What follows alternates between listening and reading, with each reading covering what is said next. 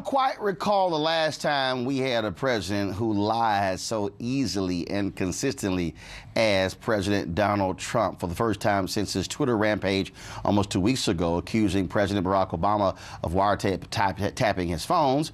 Trump addressed the issue in a softball interview with Fox News host Tucker Carlson. Y'all check this out. But wiretap covers a lot of different things. I think you're going to find some very interesting items coming to the forefront over the next 2 weeks. Didn't Congress give him a deadline to present some evidence? And that was Monday?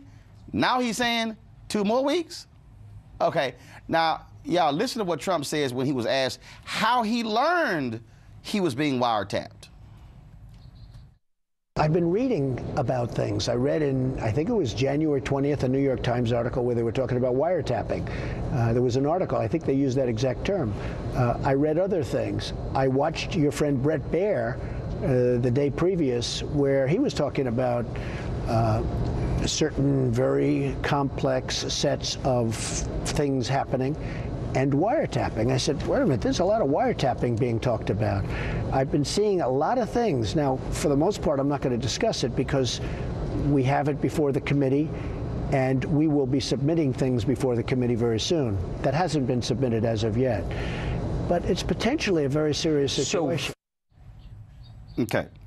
Can I explain something to y'all? This is the same dude who said that the New York Times is fake news. But then he just said he learned about wiretapping from the New York Times.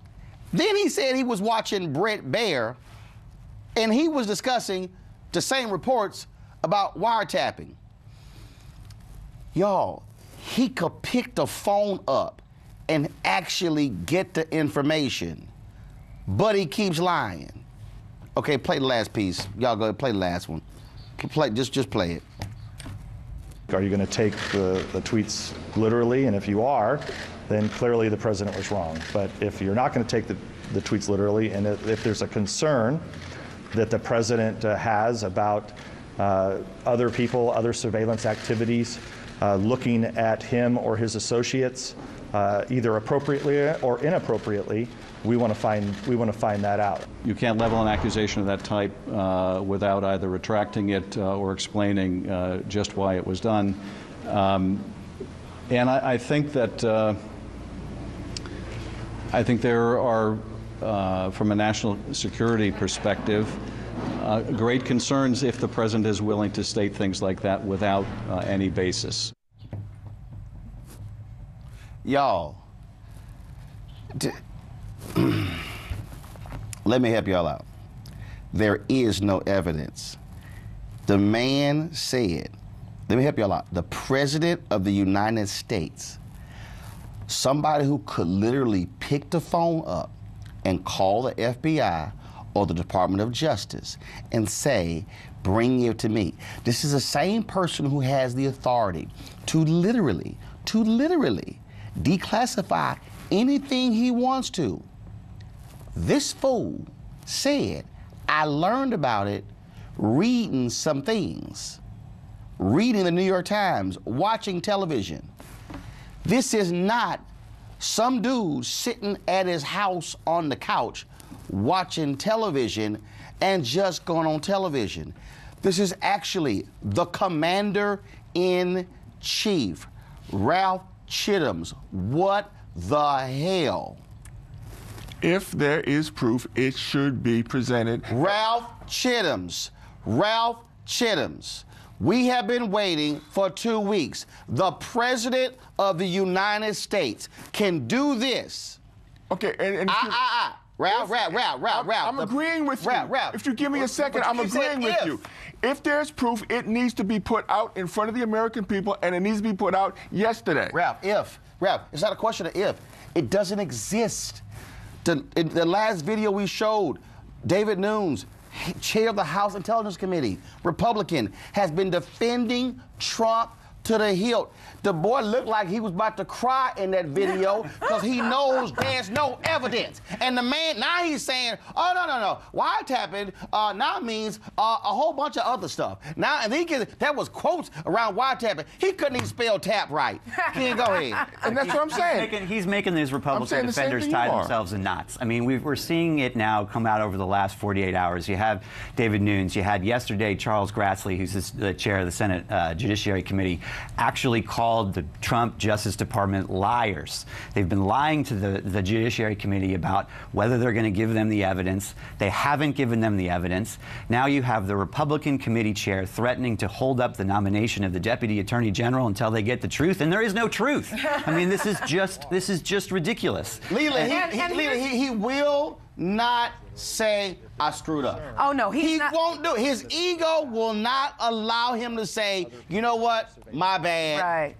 My bad. But here's the other thing. I mean, people don't talk about it as much, but really you're going to call President Obama sick and a bad guy? I mean, what president does that about their predecessor? It's outrageous. But think about this. For his followers who don't pay attention, it actually creates parity in the debate. And I think that was part of the reason behind him doing it, because for them now, they're confused. They don't watch CNN. They don't watch Roland Martin, which is what they need to do. They're out there, you know, in rural America. They hear on right-wing talk radio, oh, Obama, you know, who they still think might not quite be American, wiretap the president.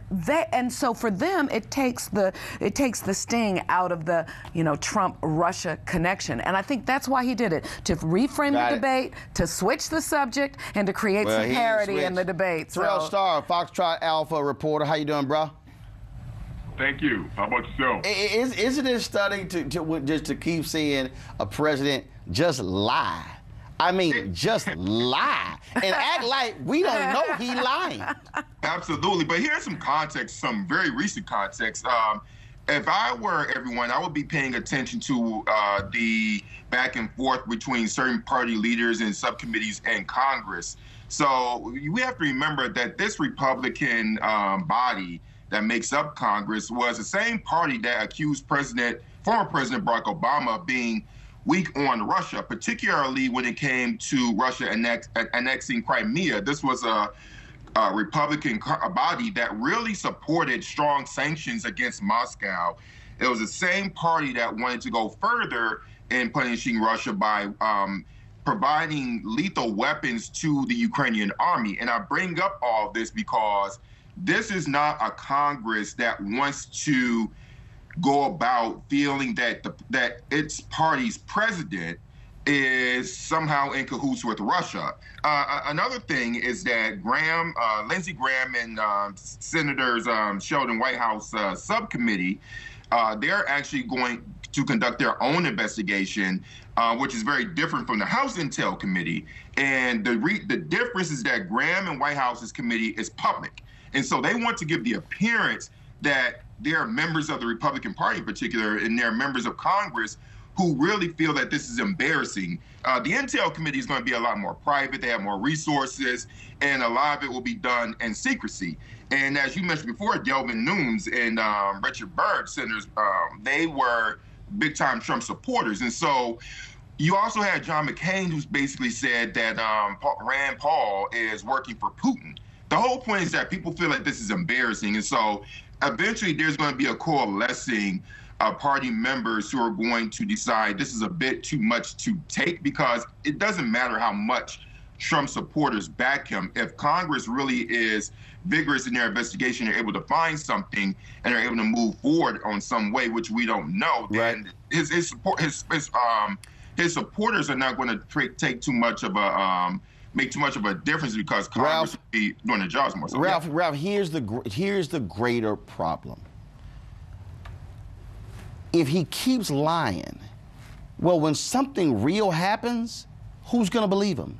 And that's part of the problem. And then he sends out his advisors to try to defend the lie. And you can even tell on this one, they're kind of like, oh my God, we got to defend this lie. and that's critical. You have, and then for the chairman of the House Intelligence Committee to say, well, you can't always take what he tweets seriously. This is the president of the United States. This is not some 14-year-old kid just watching television, although he acts like it. This is a question of credibility. Oh, absolutely. And, you know, and I got cut. And what I was saying before I got cut off was, if he has it, put it out. And if there isn't, it needs to be said flat out. I misspoke. We don't have to say I was wrong. We don't have to say if. No. Everybody knows it doesn't exist. That's what I'm saying. There's no need for us to keep saying if. Then it don't exist. It needs to be backtracked. It don't exist. The Republican chair has said it doesn't exist. All the other members say it doesn't exist. DOJ, Sessions even saying, well, it don't exist. It doesn't exist. The man lied. And he literally is watching television. And he is, the president of the United States, Ken, is literally determining policy from watching TV. It's as if he has no idea how to do his job or even what is involved in his job. And the strategy that he seems to be employing is to distract.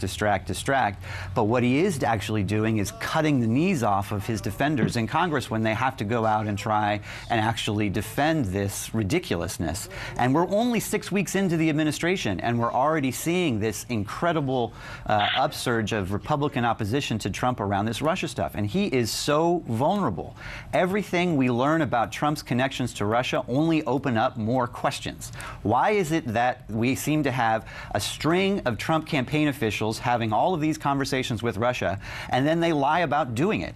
If there's nothing going on, why lie about it? And I think the other issue is there are really some economic ties between people around Trump and perhaps Trump himself, and if we get the tax returns, we'll see it even more perhaps, and Russia and the Russian oligarchs that are not being delved into. Terrell, 40 seconds left. Final comment.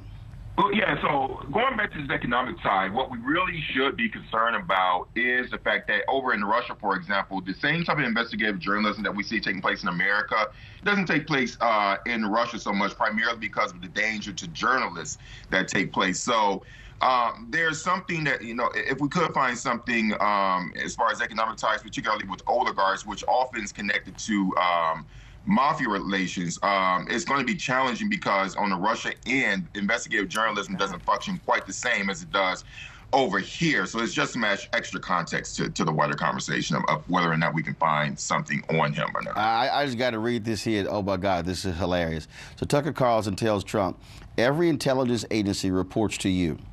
Why not immediately go to them and gather evidence to support that? This is what this man said. Because I don't want to do anything that's going to violate any strength of an agency. We have enough problems.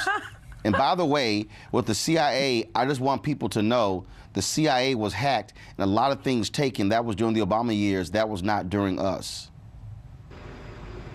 Carlson, why not wait to tweet about it until you can prove it? Don't you devalue your words when you can't provide evidence? This is what the president said. Well, because the New York Times wrote about it, not that I respect the New York Times, I call it the failing New York Times, but they did write on January 20th using the word wiretap. It was January 20th in New York Times. We were talking about wiretapping. There was an article. I'm done. Terrell, thanks a lot. Hey, thank you. I appreciate it. Thank you. Y'all, I have no words. And Ken just said we're 6 weeks in.